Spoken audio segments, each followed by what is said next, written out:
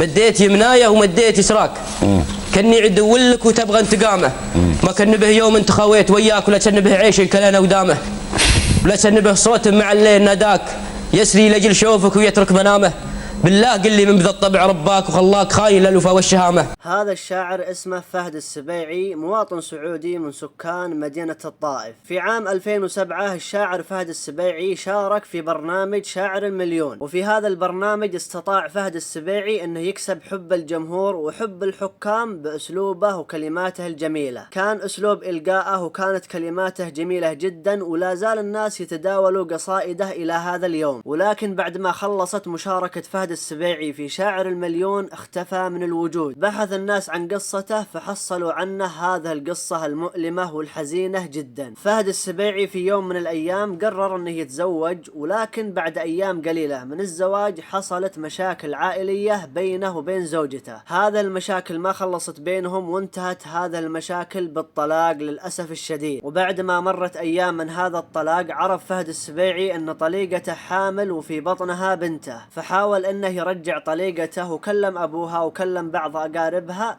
وكلموها في هذا الموضوع، ولكن طليقته للأسف الشديد رفضت رفض كامل انها ترجع الى عنده، وقالت مستحيل ارجع عن هذا الطلاق. فجاء ابوها وكلم فهد السبيعي وقال له الموضوع انتهى وبنتي رافضة انها ترجع الى عندك. مرت الايام ومرت الشهور، وطليقة فهد السبيعي انجبت بنتها وبنت فهد السبيعي. فقرر في هذاك اليوم انه يروح للمستشفى عشان يشوف بنته ويملي عينه منها، ولكن اول ما وصل للمستشفى رفضوا اهلها انه يدخل على بنته ويشوف بنته، وقالوا له ان البنت تعبانة خاصة بعد آثار الولادة، وانهم ما يقدروا يسمحوا له يدخل يشوفها في هذا الوقت. رجع فهد السبيعي الى بيته وحاول بعدها مرة بعد مرة انه يشوف بنته او يسمع صوتها، ولكن كانوا كل مرة ويتعذروا. كل ما حاول انه يشوف بنته او يسمع صوتها يجون بعذر جديد وما يسمحوا له انه يشوفها او يسمع صوتها. وكان كل ما يتصل على جوال طليقته علشان يسمع صوت بنته، طليقته تعطي الجوال لأختها وترد عليه أختها بأقسى العبارات. كانت ردودها على طليق أختها مستفزة جدا وقاسية جدا، وكانت تقول له روح واتركنا لأنك مستحيل تسمع صوت بنتك. فهد السبيعي استفزه هذا الكلام واستفزته هذه الردود وما قدر يتحمل أبدا. مباشرة أخذ بندقه وانطلق من بيته إلى بيت أهل طليقته علشان ينتقم من أخت طليقته. وللأسف الشديد أول ما وصل عند هذا البيت حصل أخت طليقته ومعها واحد من أقاربها، فأطلق عليها النار هي وجنينها اللي في بطنها وقريبها اللي كان معها. وكانت النتيجة للأسف الشديد أنها ماتت، ومات الجنين اللي في بطنها ومات قريبها اللي كان معها. بعدها تم إلقاء القبض على فهد السبيعي واعترف بكامل تفاصيل هذا الأفعال اللي سواها، وتمت إحالته إلى المحكمة وتم الحكم عليه بالإعدام قصاصا. وفي هذاك الوقت حاول بعض المشايخ والوجهاء يتوسطوا في هذا القضية علشان يتنازل أهل الدم، ولكن للأسف الشديد رفض أهل المقتول رفض كامل أنهم يتنازلوا عن هذا الحق، وتم تنفيذ حكم القصاص على فهد السبيعي في عام 2013.